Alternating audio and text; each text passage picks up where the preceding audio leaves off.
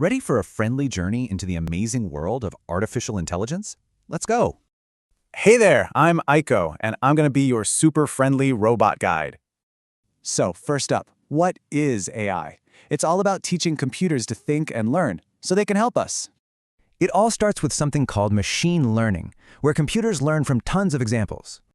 The more data they look at, the better they get at making decisions. Simple as that. Then you've got deep learning. It uses tons of layers, kind of like a brain, to understand tricky things. This is what helps computers get a handle on tough stuff, like speech and language. And get this, computer vision helps computers see and actually understand images and videos. It's really just like how our own human eyes work. So cool. Then there's reinforcement learning. The computer just tries stuff, makes mistakes, and gets rewards for good moves.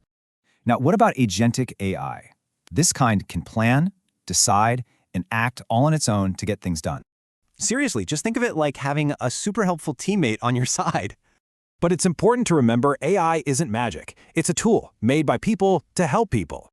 And AI is already out there, helping us in schools, hospitals, and even our cities. So AI learns, AI helps, and it grows right there with us. Pretty amazing, don't you think?